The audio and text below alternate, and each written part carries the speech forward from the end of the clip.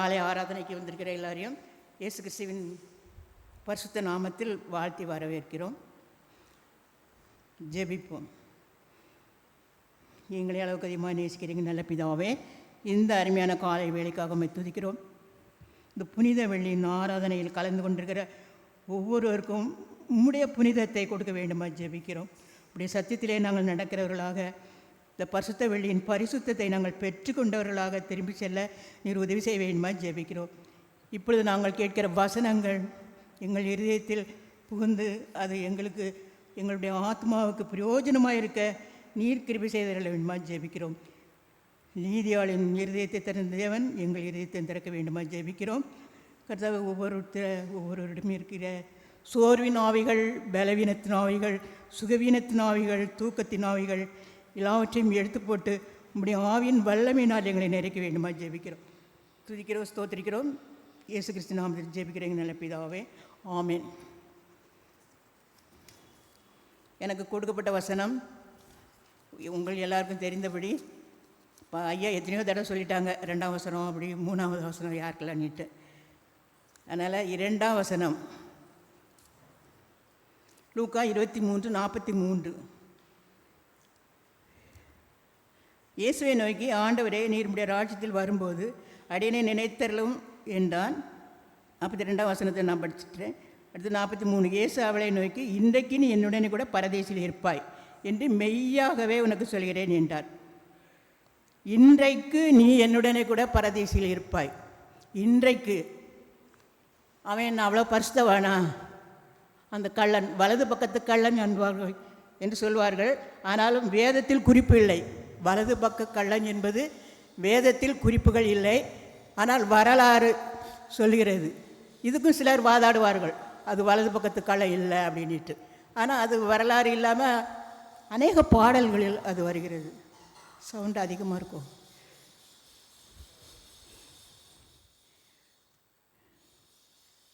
வலது பக்கத்து கள்ளனுக்கு தான் கர்த்தர் என்ன செய்தார்? இந்த ரட்சிப்பை அருளுகிறார். ஏன் அவனுக்கு அந்த ரட்சிப்பை அருள காரணம் என்ன அப்படின்னு நாம் பார்த்தாக்கா, 39ஆம் வசனம், அன்றையும் சிலுவையில் அறையப்பட்டிருந்த குற்றவாளிகளில் ஒருவன், நீ கிறிஸ்துவனால் உன்னையும் எங்களையும் ரட்சித்துக்கொள் என்று அவரை இகழ்ந்தான். ஒரு கள்ளன் என்ன செய்கிறான்? அவரை இகழ்கிறான். அவனும் வேதனையில் தான் இருக்கிறான். சிலுவையில் அறைகிறது எவ்வளோ வேதனை என்பது, அவ்வளோ பெரிய ஆணி, 2 காலையை சேர்த்து வச்சு ஆணி அடிக்கிறாங்க, வேதனை தான். ஆனாலும் அந்த சமயத்திலும் இயேசு கிறிஸ்துவை அவன் என்ன செய்கிறான்? இகழ்ந்து பேசுகிறான். நீ கிறிஸ்துவானால் உன்னையும் எங்களையும் ரட்சித்துக்கொள் என்று ஒரு பக்கத்து கள்ளன், அது இடது பக்கத்து கள்ளன் என்று நாம் வைத்துக்கொள்ளலாம்.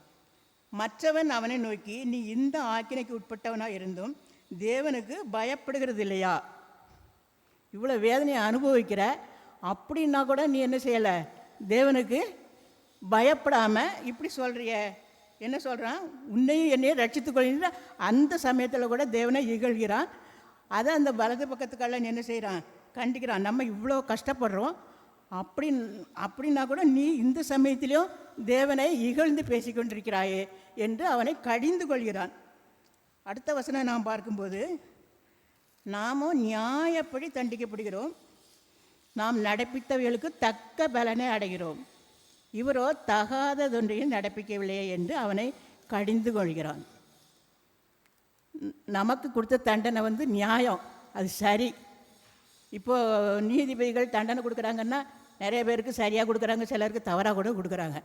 ஆனால் இந்த வலது பக்க குற்றவாளி உணர்ந்திருக்கிறான், நாம் நியாயப்படி தண்டிக்கப்படுகிறோம். ஏன்னா அவங்க அவ்வளோ குற்றம் செஞ்சுருக்கிறாங்க. அந்த இப்போ இதில் குற்றவாளின்னு சொல்லப்படுகிறது. சில சுவிசேஷத்தில் கள்ளன் என்று சொல்லப்படுகிறது. கள்ளன்னாக்கா அவங்க எவ்வளவோ தீமையான காரியங்கள் செஞ்சுருப்பாங்க. கொலை செஞ்சுருக்கலாம், விபசாரம் செஞ்சுருக்கலாம், திருடி இருக்கலாம், இப்படி மற்ற பொருளை இச்சித்து எடுத்துகிட்டு இருக்கலாம். இப்படி நிறையா மற்றவங்கள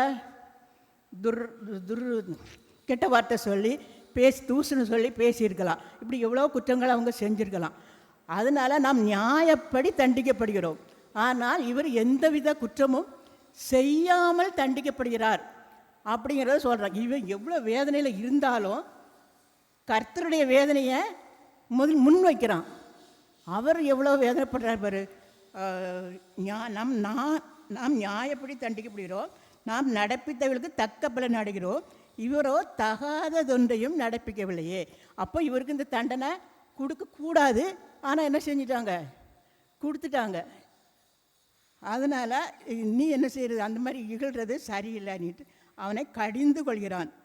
42 பார்த்தா, இயேசுவை நோக்கி, ஆண்டவரே நீருடைய ராஜ்யத்தில் வரும்போது அடியேன்னு நினைத்தரலும் அப்படின்றான். அடியேன் அப்படின்னு தாழ்த்துறான். பொதுவாக அந்த திருட்டு தொழில் செய்கிறவங்கெல்லாம் கொஞ்சம் இருமாப்பாக இருப்பாங்க, மனசில் ரொம்ப ஒரு திடமாக ஒரு உறுதியாக இருப்பாங்க, மற்றவங்கள துச்சமாக நினைப்பாங்க. கடையில் போய் அட்டகாசம் பண்ணுறது, என் போலீஸ்காரர்கிட்ட அட்டகாசம் பண்ணுறது, நீ என்ன யார் நீ நினச்ச அப்படின்ட்டு அப்படிலாம் பேசுவாங்க. ஆனால் இவன் என்ன செய்கிறான், நீர்முடைய ராஜ்யத்தில் வரும்போது அடியேனே நினைத்தரலும் அப்படின்னு. அந்த அடியேன்கிற வார்த்தை தாழ்த்துக்கிறதுக்கு ஒப்பாகும். எவ்வளோ தாழ்த்தணுமோ அவ்வளோ தாழ்த்தி சொல்கிறான். ஒரு குற்றவாளி எவ்வளோ தாழ்த்துறான் பாருங்க.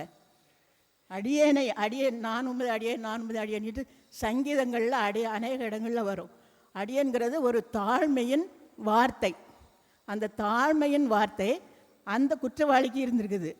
ஆனால் இன்னொரு குற்றவாளிக்கு அது இல்லை. அவன் இவ்வளோ என்னை ரட்சித்துக்கொள்ளிட்டு இகழ்றானே தவிர நம்ம செய்கிற தப்பை அவன் உணரவே இல்லை. ஆனால் இவன் என்ன செய்கிறான், அவன் செய்கிற தப்பை உணர்ந்து கொள்கிறான்.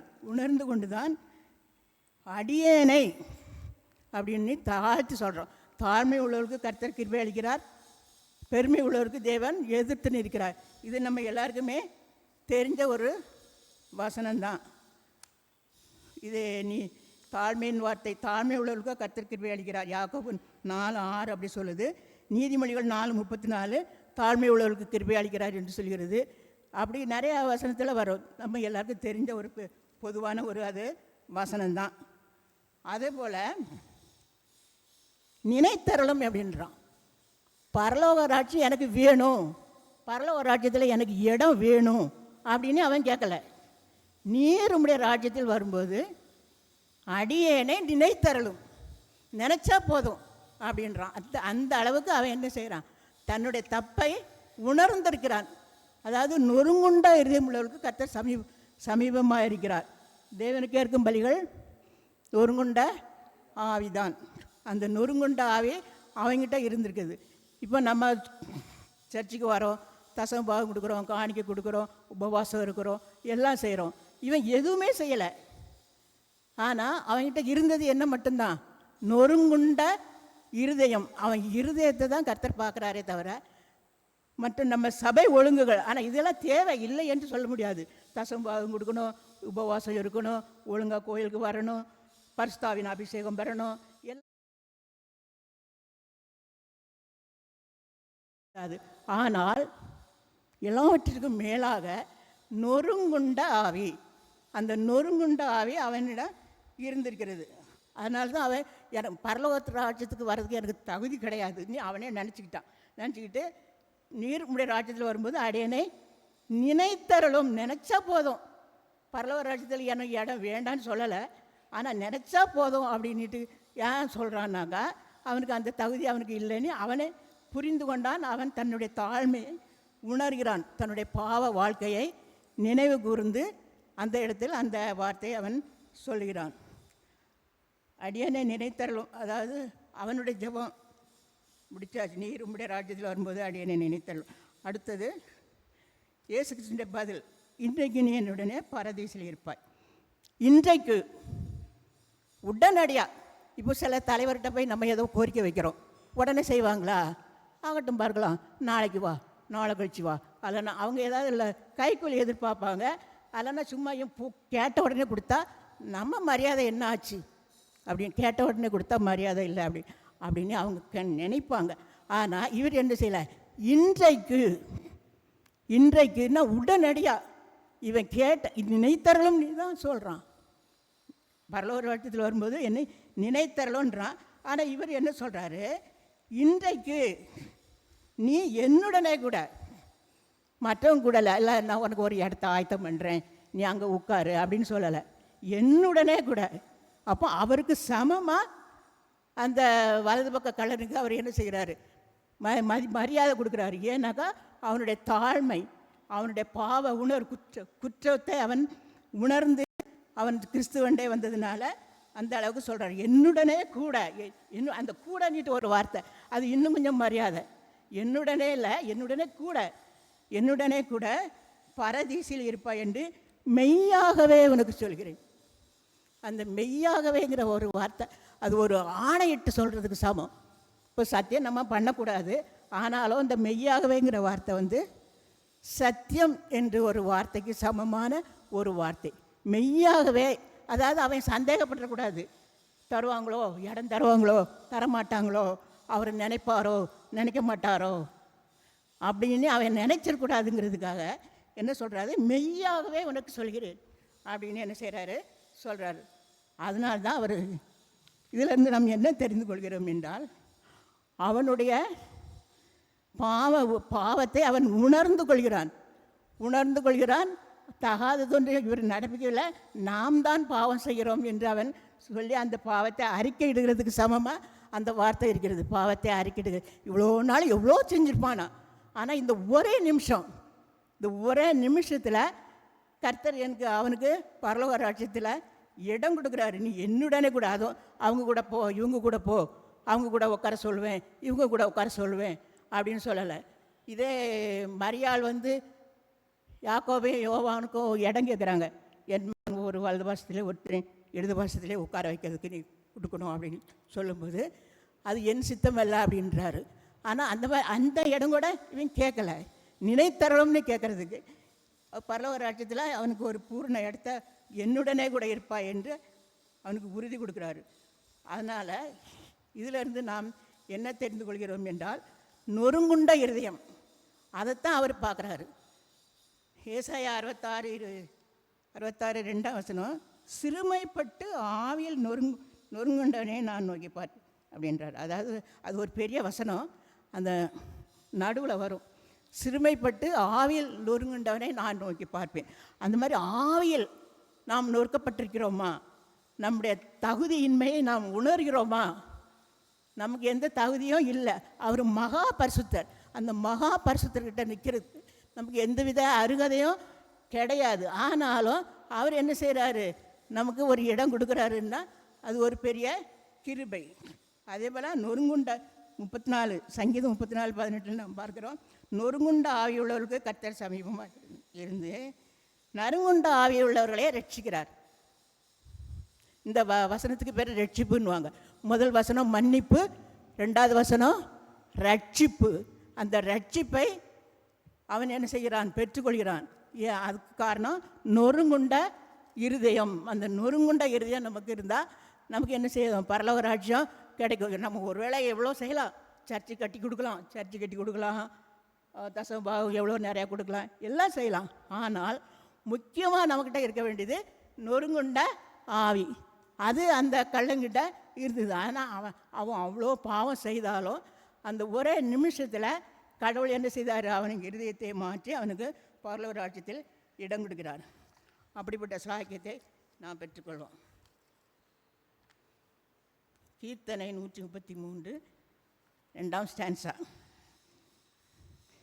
சிந்தின உன் உதிரம் அதே தீயோன் மரத்தை சின்ன பின்னம் செய்ய வல்லதே. பந்தமூர உந்தன் வல பாவமுற்ற கள்வனை விந்தையூர வேரட்சித்த வேதனே வீதமாயே பாதகன் என் இணை தீரையா